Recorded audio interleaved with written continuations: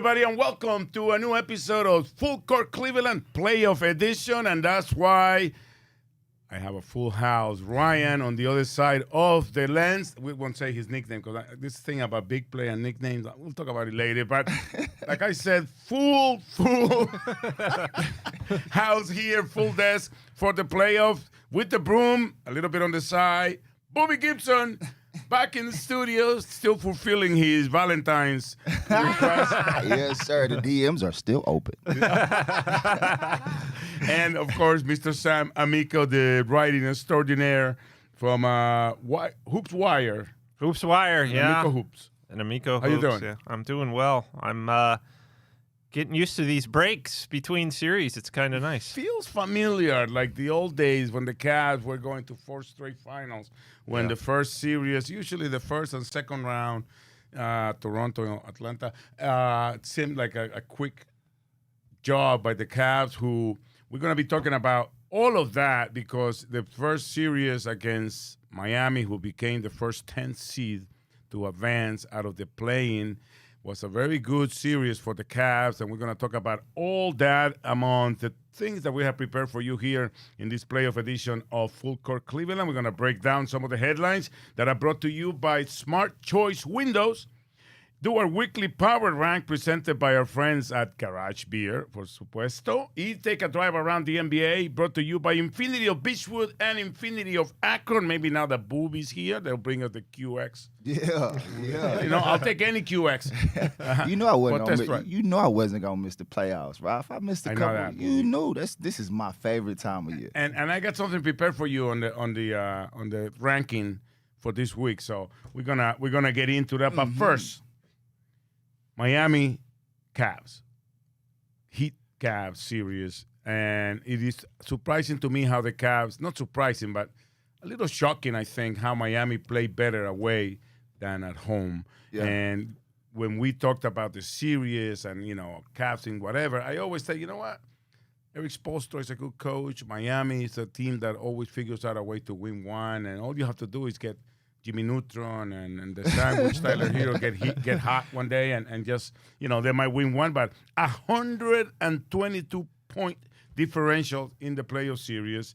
Did it with the Garland on the road. Yeah. And Ty Jerome and DeAndre Hunter stepping up. How do you put into context, how do you put into words just a quick recap of what you saw in those 4 games against Miami?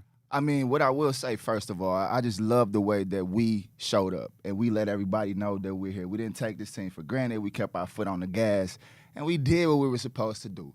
But I was talking to my pops the other day, man, and he was arguing me down about this Heat culture thing. And my argument was, you got to have some players. If you don't have, the players, if you don't have the Jimmy or if you don't have the Bron or the D-Wade that you can create this culture around, it's kind of hard. Your guys can play as hard as they want to play, but if they're overmatched, if they come across a team that's clicking on all cylinders the way that we are, we've combined the defense with the offense, and the ball's moving. And so I just feel like that culture word, they might want to just take a step back from the culture word and try to figure out what they're doing with their team, because I also think that Miami is not even really a sexy place for players to want to go play right now, just based off of how some of the situations have been handled recently out there. So Miami got a lot to figure out. There's a limit up to how far the culture itself will take you. And even though you keep putting in your City Edition jersey and all that, guess what? There's some culture all over the place with players, like Booby is saying. Absolutely. But Sam, what does this say about the Cavs? I don't know. I don't want to say what this teach you for the Cavs, but what does it say about the team that took the road to Miami, which I always think, I'm always amazed how Miami doesn't have like an 80% winning percentage. Yeah. Not just because For 80% sure. percentage at home, not just because, I'm not saying the guys go out at night and hang out at the clubs, just the fact that you're on your feet, having a beer, taking some sun, dehydrating before you go to the game. But they treated it as a Business trip. business trip. Yeah. That was the type of game that not just for the Cavs, but for any team, it's like a trip game. And the Cavs handled it from the tip-off and the first play with the steal from Jared Allen all the way down to what it was a historic game. Yeah, game 4 looked like, me and my church buddies against Booby and his friends, right? Court of Dreams at the Rocket Arena. Yeah. So I just think the way that the Cavs in the game 4, obviously, as you said, Jared Allen, after game 3 of just assaulting the rim in the first half, set the tone right away. I mean, the steal and the high-flying dunk, and you could just see the Cavs' maturity, right? And Kenny Atkinson talks about that a lot. Okay, we won the last game by 37 points. It might be natural to have a letdown in Miami, go finish a series at home, but they clearly did not want to do that, right? I mean, they wanted to come out, put them away. The ball was moving. The defense has been spectacular in the playoffs, and that was kind of a concern going into that series a little bit, like how are they going to defend? I think they defended better than they have at any time all year in the playoffs. I love the intensity. I love the way they came out to play, and we could talk about this series for a whole 3 episodes. The way out of everything that happened, and every single player and everything that happened for the Cavs. But we're gonna take a quick break, and we're gonna come back with a little more of this series and some Cavs headlines on Full Court Cleveland. The Big Play Sports Network is brought to you by Fairway Ford, the largest inventory of new Ford trucks, the lowest pricing, and same hometown level of service. Visit fairwayfordohio.com today. Welcome back, everybody, to Full Court Cleveland from the Big Play Network in the Lakefront. What's the name? Burke Lakefront. Burke Lakefront. Oh my God! It's just, come on, man. Burke. I feel like one of those exercises. Like, make a sentence with these 3 words: Burke Front Lake. Burke Lakefront Airport. It can go either way. In Cleveland, Ohio, and the headlines are brought to you by Smart Choice Windows and Smart Choice Bath. I hope the people that own the building I live in are listening to this spot. Have you been thinking about upgrading your home this spring, owners of Rafa's building? Then look no further than Smart Choice Windows and Smart Choice Bath. Smart Choice Windows is running a great deal right now. Buy 2 windows, you get 2 free, and it gets even better. They're offering 0% financing for 24 months. That means no interest if you pay before the 24 months. Or if you prefer, they also have a no down payment option with monthly payments as low as $199. And some restrictions applied. If your bathroom needs an update, mind us, the same great team at Smart Choice Bath has you covered. They're offering $1,500 off a brand new shower or tub this month. So if you've been putting up that remodeling, now is the perfect time to go for it. Ryan, can you please contact my building? So if you're ready for a quieter, more energy efficient windows or a bathroom that finally works for your life, make the call. Dial 440 Windows or head over to smartchoicewindows.com and smartchoicebaths.com to schedule your free no pressure estimate today. Attention, Tower Press. Let's go back to in terms of the headlines, because before we get to Indiana, I want to talk about the game 1. DeAndre Hunter, 0 points, comes back and just goes back into his own self, old self. No Garland. Merrill comes in. A lot of people will say, oh, my God, what about game by Merrill? I thought he had 2 amazing games because he played his role. They're like, he only took 2 shots. How many shots do you think he was going to get playing with Mobley, Allen, Struz, and Mitchell, right? Right. And not only that, but Jerome and Hunter plus 67, I think, in the third game, which I think was the one that kind of like took the life away. But I want to talk to you about, Booby, is that bulletin board material that they tried to create with the question that Garland answered about what the plan was. And I thought the plan was amazing to bother Tyler Hero. They guarded him full court the whole 4 games, and it did bother him. Right. And then again, it was Tyler Hero who came out and said, no, we're going to sweep him. There's no way they're going to sweep us. And then he went 1 for 10, including 1 for 9 from deep. Right. Yeah, I mean, this team, to the first thing you said, this team, we don't have any egos. Everybody shows up to do their job. And everybody, it doesn't matter if a guy scores. If he doesn't score, he's going to cheer his teammate on, and he's still going to get on the floor and play as hard as he can. And so that's the first thing. And just the second thing, DG was honest, right? He was honest about what we were doing, and basically But it was obvious what we were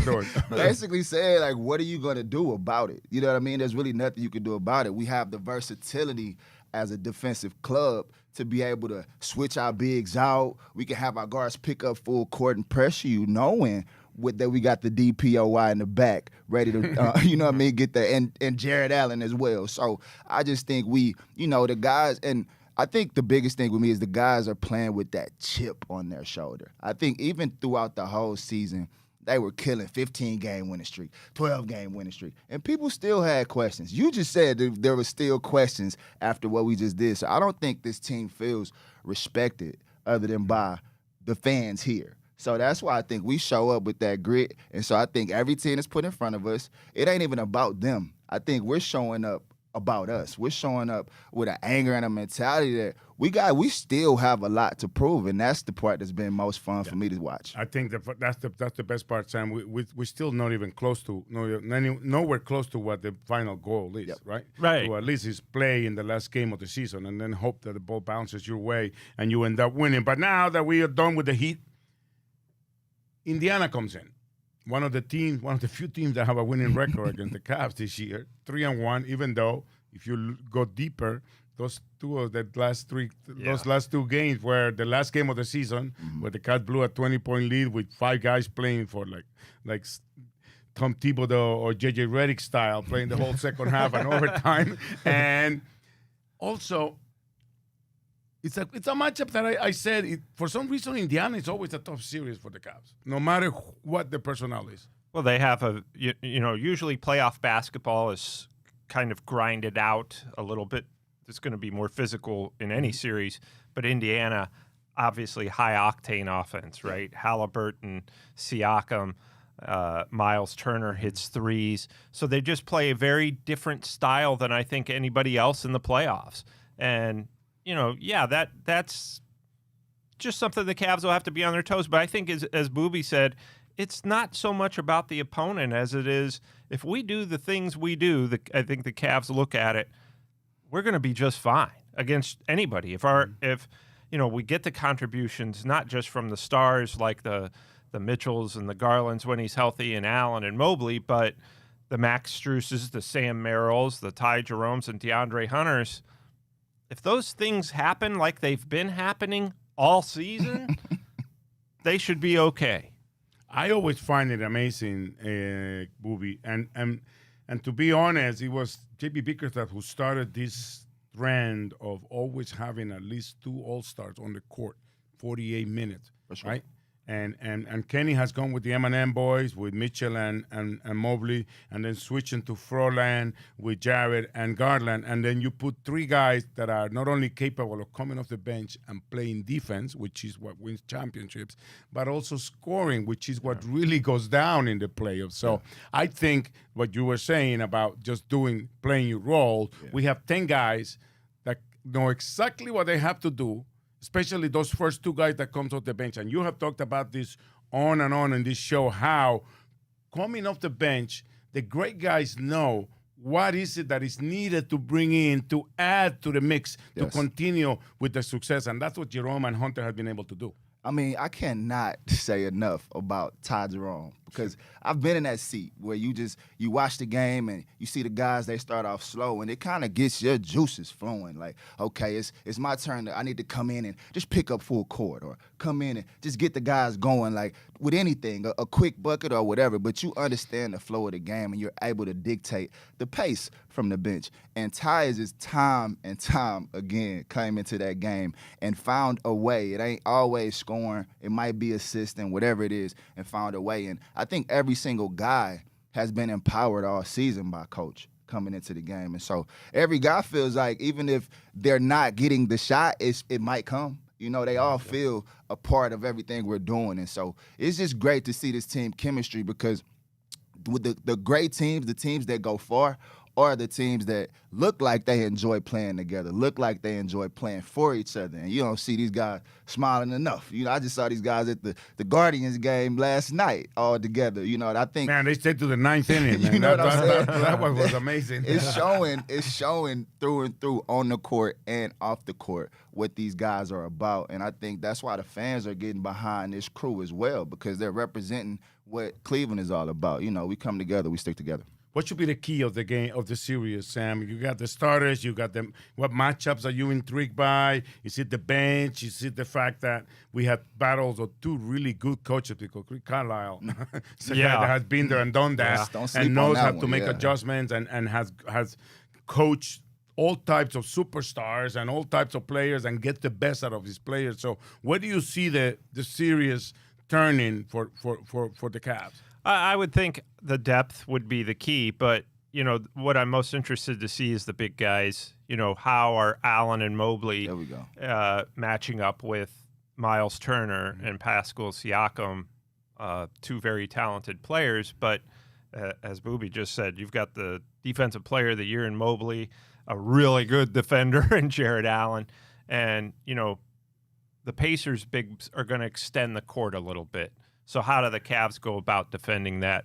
Obviously, watching Darius Garland or Donovan Mitchell, I'm sure they'll take turns, and I'm sure Max Strus will take turns trying to defend Tyrese Halliburton. So all of those things are going to be keys to watch. But every time I start thinking about, the Pacers create these matchup problems, I'm like, yeah, but they got to guard the Cavs too. And this is a team that not just the core four, but guys like Strus get rolling, or Ty Jerome or DeAndre Hunter. Sam Merrill hits a couple threes. We haven't talked at all about yet Dean Wade and Isaac Okoro, and they're playing less minutes, but very valuable when they're in Having there. An impact. Huh? Yes, and so I think when you factor in right there's 10 guys, that's what I look forward to seeing, how every guy, not just the stars, but how every guy And performs. on the bench side, Booby, you could see it on the Miami series. They were all like plus 20, plus 25, plus 30. Yeah. It's kind of ridiculous numbers when you think of that. And were you surprised that he stuck to his 10-man rotation? Because everybody talked about, in the playoffs, rotations shrink. And yes, we've seen minutes go down. Yes. But he's still counting on the 10 guys that he trusts can do his job. Yes, absolutely. Surprised, because look across the league. We just talked about how JJ played his guys all 44 minutes. For the whole game. Including a 40-year-old man? That's how most coaches get during this time of year. They get a little tight, they get a little gun-shy. They don't want to put other guys on the floor and risk losing minutes or possessions out there on the floor. But that's just a testament to who Coach Kenny has been all season long. And a lot of coaches talk it, but not a lot of them walk it. And he's brought this team and did the same thing with these guys in the playoffs, and it's showing with the team. It's showing with their confidence in these moments. But I wanted to jump back on the first question that you said about when you threw the big fellas out there. Mm-hmm. The guy for me is still Evan. It's still Evan. Of course, yeah. It's because for me, when we talk about Tyler Hero having to switch in the series, the reason why it's hard to do is because you got to deal with foe if you go switch those screens, and that's what every team's problem will be if he continues to be assertive and bringing that energy every night. He's the mismatch problem as he continues to take that step. Out of the three talented people in the table, you're the one that had the talent to play basketball and did it very well for a very good amount of time. My question to you is to put yourself in that locker room. Yeah. What does it tell the player, the fact that the coach sticks to his gun, and it wasn't just a thing about going there and being fresh in the playoffs. It was about just getting everybody ready to play that style of game, even all the way down to the finals. I don't think we're going to see any changes, considering what we saw in game one, on round one. But what does it tell a player when you see as a player you coach just showing not just the trust in his players, but also in his plan? The ultimate battery in your back. You got the ultimate battery. When you get on the floor, the thing about the league is we're all talented players. Mm-hmm.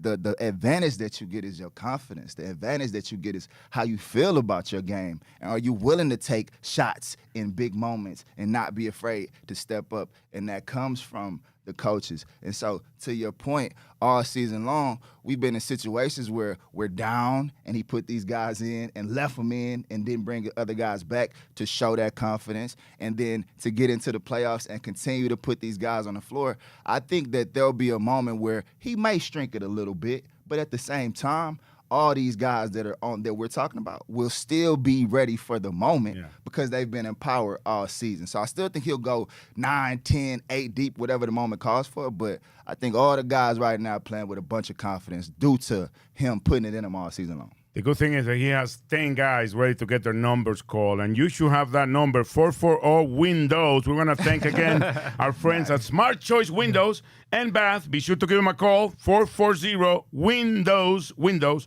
or visit their website at smartchoicewindows.com and smartchoicebath.com to schedule your free estimate today. We're going to take a break, and we're going to come back with the power ranking. Even though Booby's here, Sam is still going to be allowed to go six-ish in the top 3. Right back on Full Court Cleveland. The Big Play Sports Network is brought to you by Pure AV, luxury home automation. Experience your dream smart home by visiting pureavcorp.com. Welcome back, everybody. Ryan, Booby, Sam, and Rafa with you on Full Court Cleveland Playoff Edition. And good news for my friend Sam Amico, because the power ranking is brought to you by our good friends at Garage Beer. So we go from 3 to 6 for you, just for a 6-pack of Garage Beer. Garage Beer comes in just 2 flavors, classic light lager and lime. Remember, no frills, no bitterness, no IPAs. It's just beer, flavor beer. You can find your local retailers who sell Garage Beer near you by visiting drinkgaragebeer.com. The Cavs just had the most dominant playoff series in NBA history, 122-point differential. So we are going to power rank our favorite Cavs playoff series of all time. I'm not going to be participating because I didn't read that it was Cavs playoff series. I just... we could throw you in. Excluding the 16 Warriors. I'm sure you can come up with excluding the series in the finals, which should be one of everybody's number one. Booby Gibson. I know what you're going to pick as number one, so go ahead, shoot. I think everybody going to know what I'm going with. But I had a great moment the other night, man. I had a watch party for the game 4. And a girl came to the game, and she had her jersey that she wore that Game 6 night, and that was her first of the series against the Detroit Pistons, 2006-2007 Eastern Conference Championship. She had the jersey, and it was her first jersey she ever bought. And when she heard I was coming to the thing, and it was your jersey. It was my jersey. Damn. It was a D. It was a, wow. It was a D. Did she get a discount on the Valentine's promotion just for doing that? Nah, man, this one kind of just hit me in the heart, because when I just think about that being the first time that the Cavs went to the finals, that you don't think about the effect that has on the community, on the people, until people come up to you in those moments and they remind you. Everybody can tell me where they were on that Game 6 night. And for me, that's just, I can't thank God enough for being able to have a game like that led us to the finals. And so I got to go with the Detroit Pistons Cavaliers series when Brian goes for 49 points, 29 straight in overtime in that series. The game before, I had 31 in that Game 6. And thinking about guys getting picked on, I got picked on that entire series with from Chauncey Billups to Richard Hamilton to Tayshaun Prince trying to post me up every possession. So I had nightmares after that one, but it was a beautiful feeling just seeing the city celebrate us getting to that final. So that's probably my favorite. Okay. So he's going to leave 5 for you. Well, that would have, when I think about, obviously excluding 2016, that was my first year covering the NBA. Oh, yeah, we talked about that. Yeah. Awesome. And I got there and Now, excuse me for the interruption. It's not the first year of Sam covering sports. No. Because we all know he started with chisel and granite in the press box. Yes, I did. Yeah, I did. Okay, so your first year covering the Cavs. So I thought, hey, went to the NBA Finals. I just assumed it was going to be like that every year, Imagine me over in 19. Right. So I thought that was, to me, what really, I remember, and I wasn't like super young or anything, obviously, but when I got, like, the NBA had their, you had to go through the NBA to get your finals credentials, and they had everything at, I can't remember which hotel downtown. The media reception. And stuff. And I went down there and I got my NBA. Really nice presents. Right. I got my NBA Finals media bag. They gave me NBA sunglasses. I'm like, this is awesome. It was just the most cool. awesome personal experience because I thought this is why I wanted to do this. You know, I always wanted to cover the NBA when I was a kid, and I just thought that kind of brought it all together there. So that one meant a lot to me. Obviously, that series against the Pistons was just fantastic. I really liked the first year, believe it or not, under David Blatt. I thought those Cavs were incredibly resilient when they got to the finals without Kevin Love and Kyrie Irving. That was just a lot of fun to watch just from their pure emotional and determination standpoint. If you remember how Matthew Dellavedova went full court press, Steph Curry the whole game, and then had to drink coffee at halftime to get rehydrated. Yeah. Is that a myth or is that the real thing? I think he really did. I think he was talking about I think after that series, he stopped taking too. coffee before the games. But he used to. Yes. Him and I used to travel. It was him and Joe Harris by myself and Champ. Joe Harris. Every day before the bus would leave for the game, I would go with them. It was Champ, Harris, Deli, Potapenko, and myself in a car, and I was usually the one with the bag. Yeah, and then because they would get their work in early. Right there. And I remember Deli and Joey Hoops, they used to drink this like huge cup of coffee, and then obviously coffee dehydrates you, and Deli had that problem after Game 4. Yeah, Here at I the remember he field was doing that. And then I would say obviously I was too young for this, but I think that we can't ever forget about like the Miracle Richfield season. I've gone back and watched videos of these games, and it looked like the building was shaking during that time. I mean, and obviously can't be Russell, Austin Carr, Footsie Walker. I can't. Nate Thurmond from Akron. 1976. It's going to be 50 years next season. We're going to be celebrating 50 years of the Miracle of Richfield, which I always say we don't get to 2016 without going through the organization, going through all that and learning. And it's going to be 10 years of the championship in 2016. So get ready for a party. But first, we're going to be celebrating, hopefully, our second parade. I'm going on Booby's cart. But I don't think I'm gonna get I don't think I'm gonna get a Mercedes convertible this year. So I don't know. Maybe so. We'll be right back in Full Court Cleveland.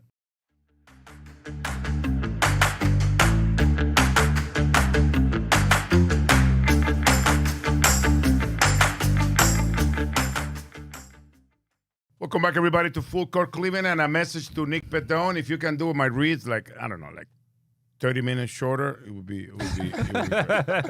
Full Court Cleveland is proudly sponsored, this one I don't mind doing, by Infinity of Beechwood and Infinity of Akron. And from the moment you walk into these beautiful dealerships, you'll experience the luxury, care, and innovation that define the Infinity brand. The knowledgeable team at Infinity is here to make every step seamless from your test drive too long after you sell. The Infinity of Beechwood and Infinity of Akron can help you discover the perfect new Infinity to match your style. Both dealerships are now under new ownership and are proudly owned by St. Ignatius grads Jamie Pila and Ray Sminchak.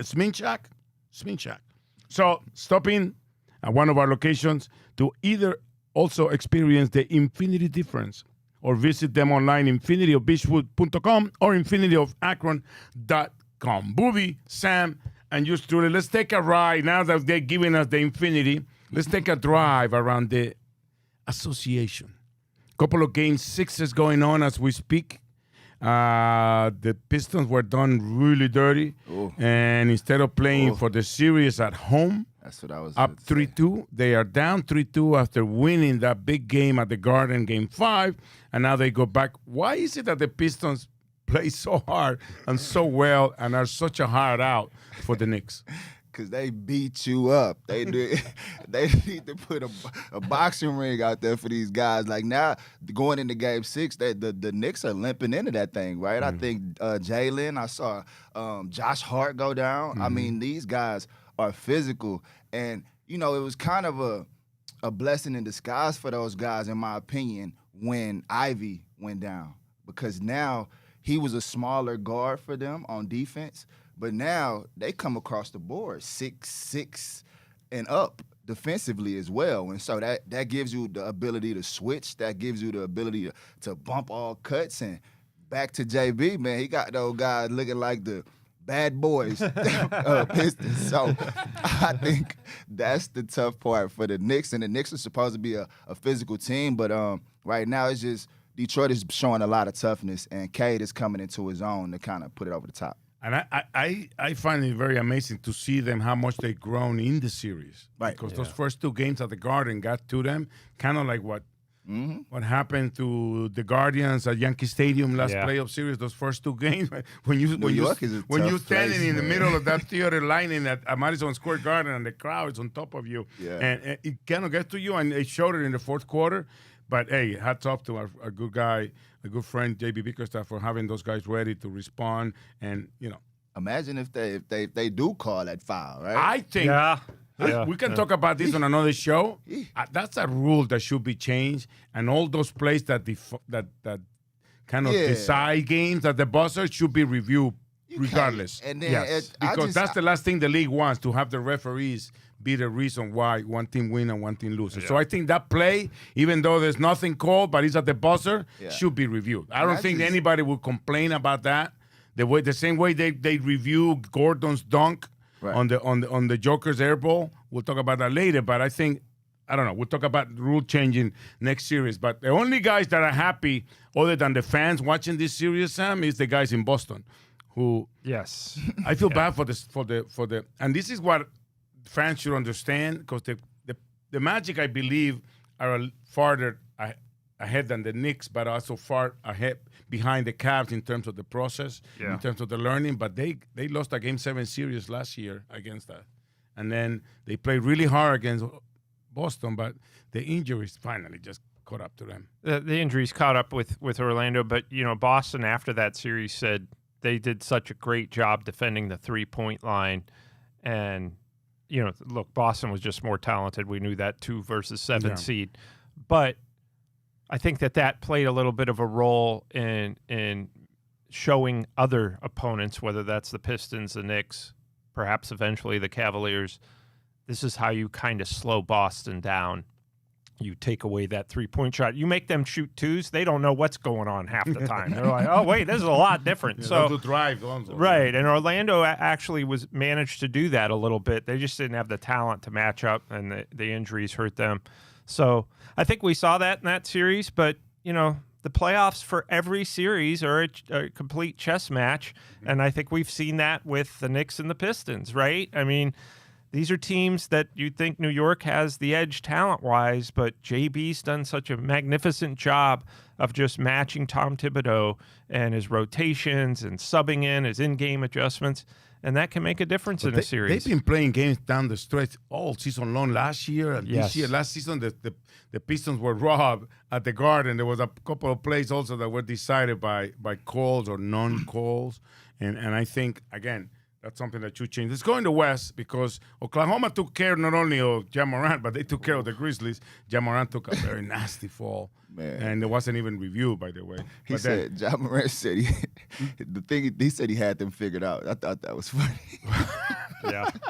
I know. It's like, come on, man. I say, this guy is funny, man. What makes you think that you got it figured out? At 82 games, nobody figured it out. Nothing, man. They lost by about, 50? Well, the first game was kind of the fourth game that a lot to figure the Cavs had against Miami was the first game in Oklahoma. But that they did it in Oklahoma. We did it in Miami, which I think is like a little more intriguing. But Warriors and your Rockets. Yeah. I say you because it's your hometown. Right. And I still there's still some love there. I'm a tall task for the Rockets to getting that 3-2 hole, having to go now to deal with a fired up fan base, a fired up Draymond Green who just shines in this type of moments. Up 3-2, playing at home, trying to make the upset, coming from the playing tournament. Well, I will say they're growing up too in this series. I'm watching the Rockets kind of get better and understand the situation, and that them too. When you think of the head coach Udoka, they've taken on his identity and personality, and those guys play hard. I do think it's a tall task to go into Golden State and try to get one, but coming off of the way they played last night, I feel like they will have some confidence because they did have some success. I know we try to say Steve Kerr pulled the plug early and guys wasn't on the floor, but they ran them off the floor, and they did so with intention. they had a game plan. They executed it. So right now, they think their game plan is good enough to get it done. And I thought this was going to be one of the better series that went longer. And so I just think that we're in for a treat come the next game between these two. And I'm not counting the Rockets out. They do have to deal with Steph. But did you see his thumb?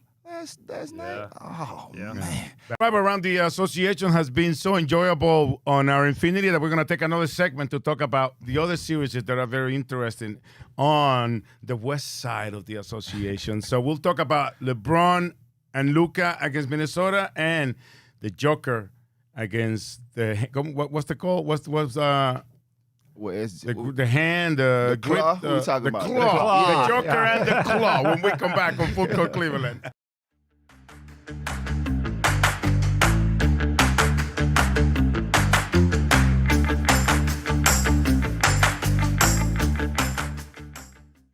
All right, welcome back, everybody. We got all the nicknames figured out. The Claw and the Joker. What a series that has been. Man.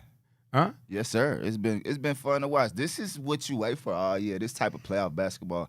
And I think this is the ideal season for Kawhi, in my opinion, now, right? Mm-hmm. He get to chill, relax for the first couple months of the season, tap in, get in shape while he playing, and now he looks in great shape, and now he's playing, Kawhi Leonard Jordan basketball like he does in the postseason. And so he looks healthy, he looks spry, and my biggest concern going into this next game is which James Harden will we get? Yeah. That's the thing, because he always, for some reason, that production starts to taper off when it gets to those Game 5, Game 6, Game 7. So I think, that'll be the key to this one. If James Harden shows up, I think they go 7. If the James Harden that tries to throw a punch at Gordon shows up, I think he's going to be in trouble because he ain't running away next time. Get in there, James. But a lot in play here, Sam. Not just because the advancing of the series, but for the Nuggets, everything that went on with the firing of the GM and the head coach that took him to the championship, and don't knowing how the Joker is going to react after this is over. He's such a pro that he hasn't even brought anything up until this thing is done. So for them to advance would be such a great achievement, right? And also from the other side, T-Lou, new stadium for the Clippers. Booby mentioned the load management of Kawhi and all that, but so much in play, so much at risk here for both franchises. Yeah, and that's just it. This series is kind of a series just on the outside looking in. You wish both teams could advance because they both are great stories. Mm-hmm. And the Clippers, I mean, just year after year after year, just aren't able to get to the Western Conference Finals or the Finals. No matter what they do, it seems like. You had Paul George, you had Kawhi Leonard, you had James Harden. So is this finally going to be their year? And if not, what a great story in Denver, as weird as it was to fire your coach 4 days before the playoffs and your GM. But what a great story for the rest of the guys on the team. And guess what? Whoever wins the series, congratulations. You get the Oklahoma City Thunder. That's what you play for, right? Yeah. Right. But hey, I don't know. I don't know what will be the best matchup for Oklahoma, but I think either way, you get two teams with a ton of playoff experience, where nobody's going to be afraid of the moment, and I think that's when it's going to start getting hairy. I mean, just once you pass the first round, you get rid of all the mismatches and all the. Yes, there might be matchup problems, but not in terms of talent or in terms of chances to get to the championship game or something like that. Speaking of championship, at least in the conference finals last year, Anthony Edwards was able to lead his team. And I don't know where you put that in terms of achievement, but them picking defensively on Luka and just the Lakers running out of people to put around LeBron and Luka, and even playing them 24 minutes didn't work. And what are you doing in LA after all this? I mean, it was a very tumultuous season for this franchise. What are they going to do? They I don't think they're ready to go into next season with what they have. What if Nico wasn't so wrong? What if he wasn't so wrong, right? Meaning, obviously the way he did it was terrible. We're not even gonna try to even think that for you to do it like a thief in the night and don't talk to them and don't talk. We're not talking about that piece.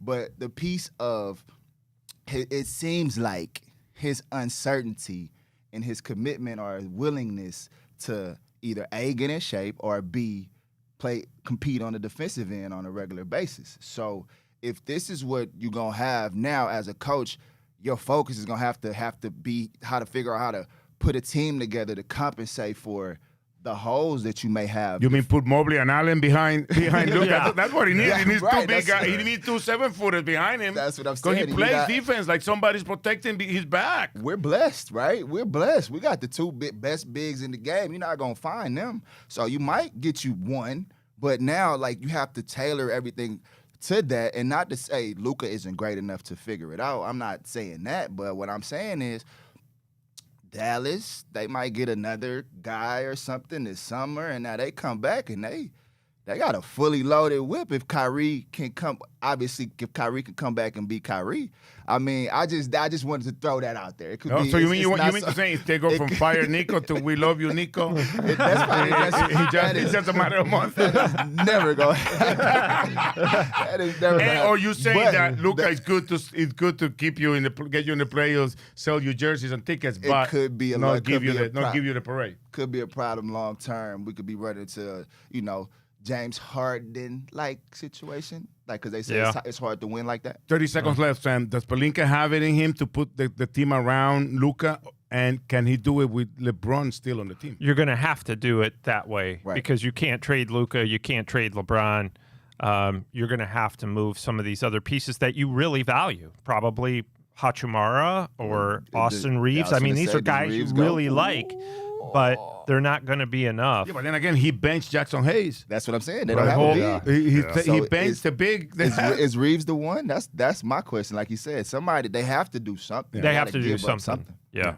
Well, we're going to have to do something here because we're out of time, and we'll come back. Thank you so much to our friends at Infinity. If you're in the market for a safe, slick, sophisticated new vehicle, be sure to check out their inventory at infinityofbeachwood.com and infinityofakron.com. We'll be right back.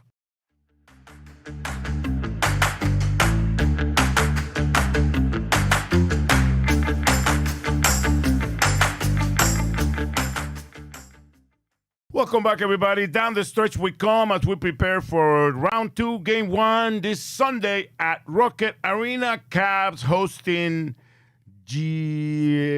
Pacers. What do you expect on game 1 of the series? You could catch that they could catch me on Rocket Sports Network. Rocket Entertainment Sports Network.